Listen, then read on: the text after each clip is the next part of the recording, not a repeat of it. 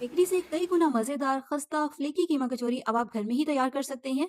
आज आपके साथ कीमा कचौरी की परफेक्ट रेसिपी शेयर कर रही हूँ बहुत सारी यूजफुल टिप्स के साथ, ताकि फर्स्ट टाइम में ही आप बिल्कुल परफेक्ट कचौरियां तैयार कर सकें, आपका टाइम और चीजें दोनों ही वेस्ट ना हो। अस्सलाम वालेकुम, मैं हूँ Sadia Uzair. Welcome back to Sadia Uzair's kitchen. Video को लाइक शेयर और चैनल को सब्सक्राइब भी जरूर कीजिएगा, क्योंकि आपको मिलेंगी मेरे चैनल पर इस तरह की बहुत सारी मजे मजे की नई नई क्रिएटिव और ऑथेंटिक रेसिपीज। बिस्मिल्लाहिर्रहमानिर्रहीम। तो सबसे पहले स्टेप में यहाँ पर हम कीमा कचौरी के लिए एक मजेदार सी कीमे की फिलिंग तैयार करेंगे। यहाँ पर मैंने एक कढ़ाई को चूल्हे पर रख दिया है और इसमें शामिल कर दिया है 1 टेबल स्पून ऑयल। फिलिंग में ऑयल हमने ज्यादा ऐड नहीं करना, वरना कचौरियाँ बहुत ज्यादा ऑयली हो जाएंगी।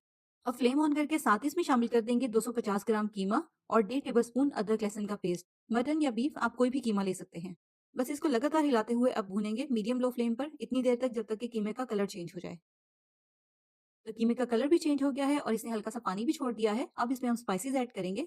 सबसे पहले इसमें जाएगा आधा चाय का चम्मच हल्दी पाउडर, 1 चाय का चम्मच ये हस्बे जायका कुटी हुई लाल मिर्च, हस्बे जायका नमक, 1 चाय का चम्मच साबित जीरा, आधा चाय का चम्मच काली मिर्च का पाउडर और 1 चाय का चम्मच धनिया पाउडर। बाकी आप अपनी मर्जी और टेस्ट के मुताबिक भी इसमें स्पाइसेस ऐड कर सकते हैं। बस मीडियम फ्लेम पर अच्छी तरह से स्पाइसेस की कीमे के साथ मिक्सिंग कर लेंगे और फिर साथ ही इसमें शामिल कर देंगे 1 कप पानी। मिक्स कर लेंगे। अब इसको कवर करेंगे और कवर करके हल्की आंच पर इसको पकने देंगे तकरीबन आधे पौने घंटे के लिए, या इतनी देर तक जब तक कि कीमा मुकम्मल तौर पर पक जाए। तो कीमा तो यहाँ पर बहुत अच्छे से पक गया है, लेकिन अभी इसमें हल्का हल्का सा पानी है। फिलिंग में पानी नहीं होना चाहिए, इसको हमें मुकम्मल तौर पर ड्राई करना है। तो इसलिए हाई फ्लेम पर पहले पानी को अच्छी तरह से ड्राई कर लेंगे। जब पानी ड्राई हो जाएगा फिर इसमें शामिल करेंगे 2 मीडियम साइज के बारीक चॉप किए हुए प्याज और 1 टेबल स्पून बारीक कटी हुई हरी मिर्चें। मीडियम फ्लेम पर इस तरह से हिलाते हुए इसको पकाएंगे जब तक कि प्याज भी थोड़े से सॉफ्ट हो जाएं। बस 1-2 मिनट तक पकाने के बाद प्याज थोड़े से सॉफ्ट हो गए हैं, इससे ज्यादा हम इसको नहीं पकाना, वरना प्याज एक्स्ट्रा सॉफ्ट हो जाएंगे। फ्लेम को ऑफ करेंगे और इसमें शामिल करेंगे थोड़ा सा बारीक कटा हुआ हरा धनिया। अच्छी तरह से इसको मिक्स करेंगे। और यहाँ पर कचौरियों के लिए कीमे की फिलिंग जो है वो बिल्कुल तैयार है। बस अब इसको ठंडा होने देंगे। अब कचौरियों के लिए डो तैयार करेंगे और मिक्सिंग बाउल में लेंगे 2 कप मैदा। इतने मैदे से 6 कचौरियां बनकर तैयार होंगी। अब आपने जितनी भी क्वांटिटी में कचौरियां बनानी है, रेसिपी के सारे इंग्रेडिएंट्स को इसी हिसाब से डबल या ट्रिपल कर लें। इसमें शामिल करेंगे 1 चाय का चम्मच नमक और मेजरमेंट वाले टेबल स्पून जो होते हैं उससे नापकर यहाँ पर मैंने लिया है 2 टेबल स्पून घी। बहुत अच्छी तरह से पहले अब इन सारी चीजों की मिक्सिंग करनी है, ताकि घी और नमक दोनों मैदे में बहुत अच्छी तरह से मिक्स हो जाए। अच्छी तरह से मिक्सिंग करने के बाद अब इसमें हम थोड़ा-थोड़ा करके पानी शामिल करेंगे और इसकी एक डो तैयार कर लेंगे। डो तैयार करते हुए यहाँ पर आपने एक बात का ख्याल करना है कि डो बहुत ज़्यादा सॉफ्ट नहीं होनी चाहिए। अगर डो सॉफ्ट होगी तो फिर बाद में उसको हैंडल करना मुश्किल होगा। इसलिए हमें थोड़ी-सी सख्त डो तैयार करनी है। लेकिन साथ ही साथ डो को आपने बहुत अच्छे से गूंदना भी है, ताकि डो बिल्कुल स्मूथ और मुलायम तैयार हो। जब पानी शामिल करने के बाद डो इस तरह से कंबाइन हो जाएगी, फिर इसको हम इस तरह से किसी भी खुली जगह पर निकाल कर 3-4 मिनट तक अच्छी तरह से गूंदेंगे। अच्छी तरह से अगर आप इसको गूंदेंगे तभी कचौरियों का जो रिजल्ट है वो भी आपको अच्छा मिलेगा। तो गूंदने के बाद इस तरह से इसका एक स्मूथ सा पेड़ा तैयार कर लेंगे। और यहाँ पर डो को गूंदने के लिए जो मैंने 1 कप पानी लिया था, उसमें से तकरीबन 1/4 कप जितना पानी बच गया है। तो बस गूंदने के बाद इसको कवर करके कम से कम 15-20 मिनट के लिए रेस्ट पर रखेंगे, ताकि डो की स्ट्रेचिंग खत्म हो जाए और डो ठहर जाए। इसके बाद कचौरियों की लेयर्स में लगाने के लिए घी से एक मिक्सर तैयार करेंगे। इसी वजह से कचौरियां लेयर्स वाली और फ्लेकी बनेंगी। इसके लिए यहाँ पर एक बाउल में डालेंगे 1/3 कप मेल्टेड घी और इस घी में शामिल करेंगे 1/3 कप कॉर्नफ्लोर और आधा चाय का चम्मच बेकिंग पाउडर। अच्छी तरह से इन तमाम चीज़ों को मिक्स कर लेंगे। इस मिक्सर के लिए आप खालिज घी या वेजिटेबल घी दोनों में से कोई भी ले सकते हैं, लेकिन ऑयल इसमें ऐड नहीं होगा। इस बात का आपने ध्यान रखना है। देखिए सारी चीज़ें अच्छे से घी में मिक्स हो गई हैं। बस अब इसको हम थोड़ी देर के लिए फ्रिज में रखेंगे, ताकि ये थोड़ा सा सेट हो जाए, थोड़ा सा जम जाए। इसके बाद यहाँ पर डो को रखे हुए भी तकरीबन आधा घंटा हो गया है। अब हम इस तरह से कटिंग करके डो को 6 एक जैसे पोर्शंस में डिवाइड कर लेंगे, क्योंकि जैसे कि मैंने आपको बताया है हमने इससे 6 कचौरियां तैयार करनी है। अब यहाँ पर सारी कचौरियां बिल्कुल एक साइज की बने, तो इसलिए हर पेड़े की डो का जो वेट है वो मैंने किचन स्केल पर मेजर किया है। अब आपके पास किचन स्केल नहीं है तो फिर आप अंदाजे से ही एक जैसे वेट के पेड़े तैयार कर लें। तो इस तरह से स्मूथ से पेड़े तैयार करके ऊपर से कवर करके इनको कम से कम 15 से 20 मिनट का रेस्ट देना है, ताकि पेड़े ठहर जाएं। फौरन से इससे हमने कचौरियां बिल्कुल भी तैयार नहीं करनी। और 15 से 20 मिनट के रेस्ट के बाद इस तरह से एक पेड़ा लेंगे। अब इस तरह से हल्का-हल्का सा मैदा पेड़े के दोनों साइडों पर लगाएँगे, ताकि बेलते हुए ये बेलन के साथ स्टिक ना हो। और फिर उसके बाद इसको एक बेलन या रोलिंग पिन की मदद से बेल लेंगे। इसको हमें इतना बारीक बेलना है जैसे कि रोटी को बेलते हैं। इसके बाद घी, कॉर्नफ्लोर और बेकिंग पाउडर जो हमने मिक्स करके फ्रिज में रखा था, ये भी अच्छी तरह से सेट हो गया है। अगर ये ज़्यादा जमा हुआ, ज़्यादा सख्त हो जाए, तो फिर चम्मच से आप इसको एक बार अच्छी तरह से मैश कर लें, ताकि ये थोड़ा-सा सॉफ्ट हो जाए और इस तरह से डो पर लगाना इसको आसान हो।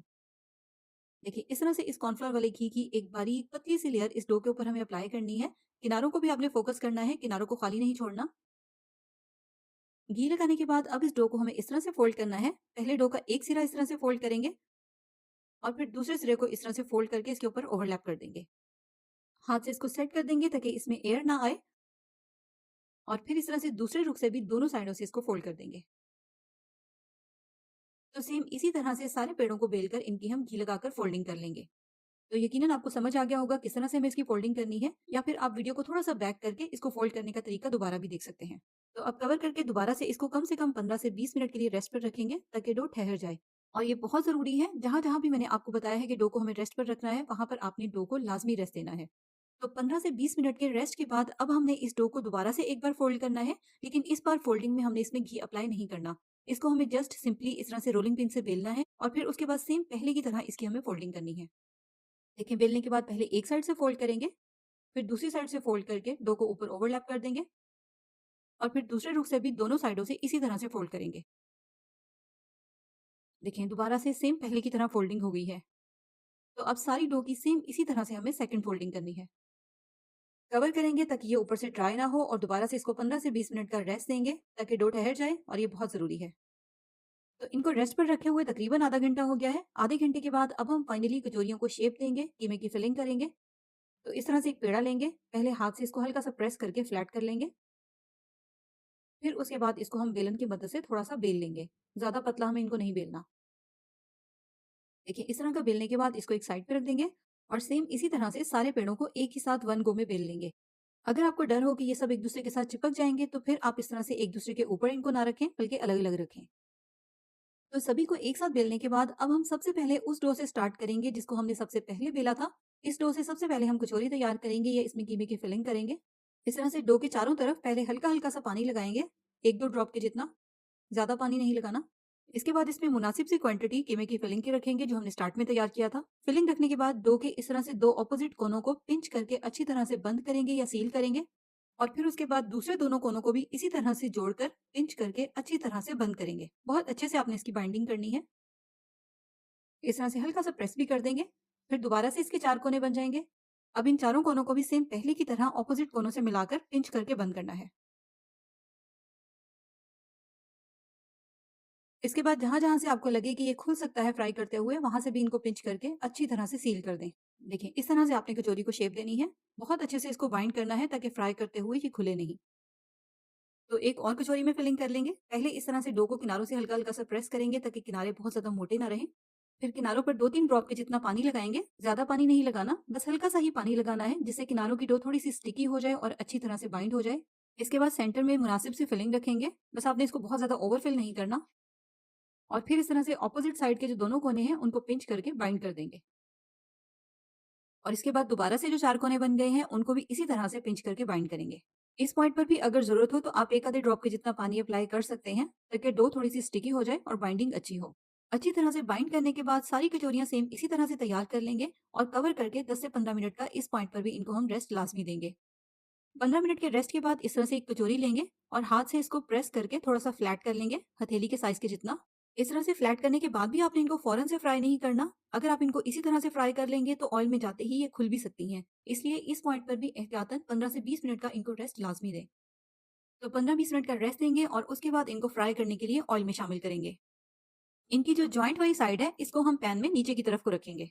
अब यहाँ पर आप ऑयल का टेम्परेचर भी लाज़मी नोट कर लें। बहुत हल्के से गर्म ऑयल में इसको हमें शामिल करना है। जैसे कि यहाँ पर आप देख रहे हैं, इसमें से हल्के-हल्के से बबल्स निकल रहे हैं। इस टाइम इनको हम हल्की आँच पर इसी तरह से पड़ा रहने देंगे, इनको हमें हिलाना नहीं है। थोड़ी-सी देर के बाद कचौरियाँ इस तरह से ऑयल की सरफेस पर आ जाएँगी। फिर इसके नीचे हम फ्लेम को मीडियम कर देंगे, और इसके बाद कचौरियों को उलटते-पलटते हुए दोनों साइडों से गोल्डन क्रिस्पी होने तक फ्राई कर लेंगे। बस ये कोशिश कीजिएगा फ्लेम इनके नीचे बहुत ज़्यादा तेज़ ना हो, वरना फिर इनका कलर कहीं से डार्क, कहीं से लाइट हो जाएगा। मीडियम फ्लेम पर फ्राई करेंगे तो इनका कलर एक जैसा इक्वल ब्राउन होगा, जैसे कि यहाँ पर आप देख भी रहे हैं। देखिए, कितनी परफेक्ट फ्लेकी कचौरी तैयार हुई है, बेकरी से भी कई गुना बेहतर। अगर आप भी इस तरह का परफेक्ट रिजल्ट चाहते हैं तो आपने एक-एक टिप को फॉलो करना है जो भी इस वीडियो में मैंने आपके साथ शेयर की है। ये सारी टिप्स शेयर करने के पीछे मेरा यही मकसद होता है कि आपकी रेसिपी, आपके इंग्रीडिएंट्स भी खराब ना हो, और साथ ही साथ आपका टाइम भी वेस्ट ना हो। इसलिए जब भी आप कोई भी रेसिपी ट्राई करें तो सारी टिप्स को ज़रूर फॉलो किया करें। देखिए, इनका टेक्सचर कितना ज़बरदस्त है, कितनी लेयर्स वाली फ्लेकी कचौरियाँ तैयार हुई हैं, और साथ ही साथ टेस्ट में भी ये बहुत ही लाजवाब है। ट्राई करेंगे तो तभी आपको इस बात का अंदाज़ा होगा। तो मेरी तरफ से 100% रिकमेंडेड रेसिपी है, एक बार आप इसको ज़रूर ट्राई कीजिएगा। तो अब अगर आप इस तरह की और भी मजे-मजे की रेसिपीज़ देखना चाहते हैं, तो उसके लिए आप मेरे चैनल का लाज़मी विज़िट करें। आपको मेरे चैनल पर बहुत सारी ऐसी रेसिपीज़ देखने को मिलेंगी, जो कि इसी तरह आपको बहुत पसंद भी आएँगी। तो जाते-जाते लाइक, शेयर, सब्सक्राइब करना भी बिल्कुल मत भूलिएगा। अपना बहुत सा ख्याल रखिएगा, दुआओं में याद रखिएगा। Thank you for watching. अल्लाह हाफ़िज़।